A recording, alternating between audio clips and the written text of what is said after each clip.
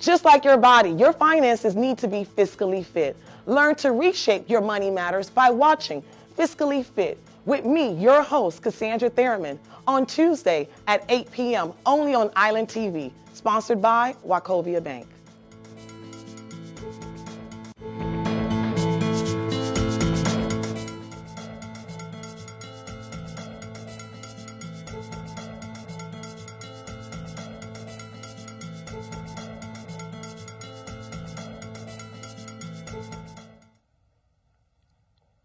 Welcome back. You are watching Fiscally Fit, a program aimed as an outreach to engage young adults, youth, and their parents in a conversation about money management.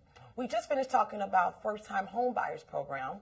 So for those who have any questions or comments, please feel free to email us at ehw.info@gmail.com. That is ehw.info@gmail.com. As I mentioned earlier, we still have Rashandra with us, who will be now talking about what's up in the market, what's next, okay? There are many out there, they just bought their home, they're excited, they don't know what to do. They want to know, what should I do now that I'm in my home? What's the next step? Well, the next step is not to run to Rooms to Go and buy a whole bunch of furniture, because then that's going to put you into more debt. What you need to do is make this house a home, pretty much. You paint it the way you like. Mm-hmm. There's lots of things that you can do, and one of the things that I love to do is wash home and garden. I wash a lot of home and garden because I get a whole bunch of little tips, and I get to put my house the way I want it. So little things, start enjoying your home. Most of us, we purchase a home, we're so busy making money that we don't even sit 5 minutes in the living room to actually enjoy it. Definitely enjoy your home. It's not something negative, it's something very positive. Keep in mind that every receipt, anything that you do as far as repairs, if you buy a gallon of paint, all of that, you take all those wonderful little receipts now in a little box and you take it to your accountant, and he'll be able to use that towards anything as far as repairs for your home. So you get all your receipts, you start, it's a new world now. You're going to do your budget again. You're going to make sure everything's there. You're going to get your receipts. You're going to receive, once you close, you're going to get something called a HUD settlement. That HUD settlement tells you how much you paid for closing costs, what the prepaids were. All of that you take to your accountant, because now you're a homeowner. Guess what? You get to deduct all of this from your taxes. So it's going to help you tremendously as far as your bottom line. That's going to give you a little more to save. Don't spend it all. Once you get that big tax return, save it, put it away, forget about it, just put it away. So that's some of the things you can be doing. Wow, sounds good. Now, there are so many families, right now who, are probably going through layoffs when it comes to, the job market. Mm-hmm. Let's say my husband just lost his job. We can't afford to pay our mortgage. What do we do? Oh, you're in trouble. Wow. No, not really. You are in trouble, but this might be a temporary thing. There's different troubles, and we're going to discuss that at this time. Normally, if you think this is a temporary situation, the first thing, you call your lender and you say, I am going through this is an issue. Is there anything that you can do for me? Some lenders, not all of them, but some of the lenders are a little more lenient. What they might do is say, well, let's do a modification.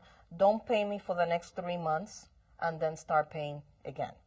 Those are some of the things that can happen. But if you don't talk to your lender and you hide from them, they're never going to know that you're in serious trouble. So that's one thing. A layoff is usually temporary. You can get back on your feet. Now, worse, let's say somebody passes away in your family. Let's say that you are a husband and wife team and your husband all of a sudden passes away. You are not expecting this. This is a traumatic situation in your life. You're now left with one income.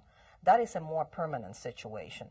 At that time, you have to make some decisions. You do have to, first of all, again, talk to your lender and see what your lender can do. Go to a credit counselor. They'll be able to help you as far as putting a package together for a hardship case, and that's done through a loss mitigation department within the lender's area. There's government things called, for example, FHA just took out a program called Hope for Homeowners. Go into the FHA.gov site and read about this. There's a lot of important information there. If you look and you research and you will find an answer. Worst case scenario, the very, very worst that can happen is that you really realize that you can no longer afford this home. Put it for sale. It is better to do a short sale than to let yourself go into foreclosure. What's a short sale for those who don't know what that is? A short sale, it's okay, you've realized that you cannot afford to make payments on this house. You contact your lender, you tell your lender, I cannot continue with this. I am going to put the property up for sale. Now, normally, if you bought it in a high market, which was in the years 2006, 2007, you bought it at a very high range. Right now, property values went down, so you're looking at, compared to what you purchased it at versus what it is now, there's a difference there. Wow. The bank in a short sale has to approve that sale. So yes, you're doing a listing contract. It has to be done through a realtor. You're going to do a listing contract. You're going to sign that listing contract, but the bank has to approve it. So if a person comes in and they want to purchase the house, you're going to sign, but with the bank's blessing, because the bank is going to be losing money at that time. The banks probably will take a short loss there of maybe $20,000, $30,000, sometimes even more, depending on the value of the property. So that is a short sale. Wow, thank you. Now, how far behind, typical situation, if there is a typical situation, where now being behind on mortgage payment, it affects my credit? How does that impact? I know that's an issue for a lot of families right now. They're behind maybe 3 months or 6 months. Where's the credit part into it? The credit part, if you're behind 30 days, you're going to appear on your credit already. Some lenders will accept a one-time 30-day late. What happens is right now, most of the people that are going through all of this are going to be 60 days. They're going to be 90 days. They're going to be 120 days behind. That is going to definitely affect your credit. Again, if you make a decision to talk to your lender and to get things modified to try to resolve the issue, it will stay there. It will damage your credit. You'll have that, 7 years in your credit report. However, after 2 years, things start to get better. It's just like a bankruptcy. You have a bankruptcy. After 2 or 3 years, you start getting credit card requests. So it's pretty much the same. Definitely. I'm in bankruptcy, but you're offering me credit cards. Precisely. So it's like a fresh start. With this, it's exactly the same thing. It's what looks worse? A foreclosure. Wow. Deed in lieu of is when you actually say to the bank, I can't afford it. I don't want to sell it. I'm giving it to you. So, you're basically just giving up and giving it to the lender. Those things, they damage the credit in different ways. The foreclosure is the worst one. Wow.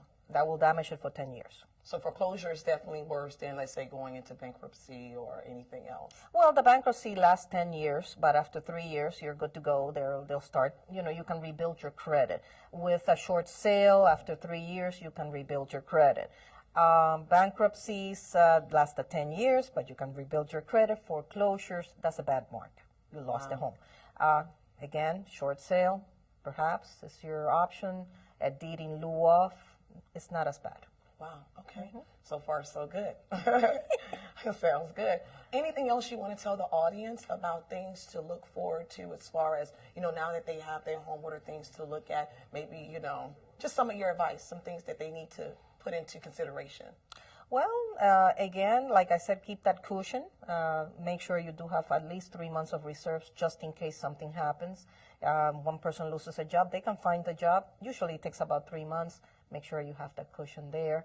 As far as if you're in trouble right now, and I do want to address the people that are in trouble, be very, very careful where you go. There's a lot of, just like there were predatory lenders, there are now predators out there telling you that they can guarantee that they're going to save you from the foreclosure process. Perfect.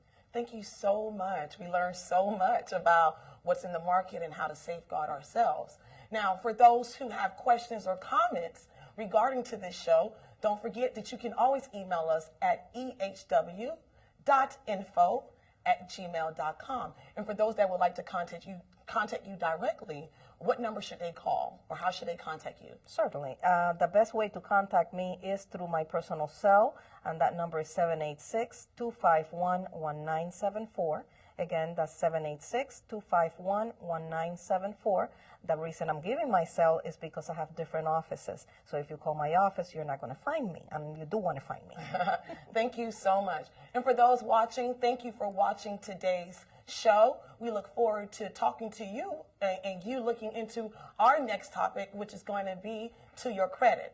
So once again, we thank you and we look forward to another week.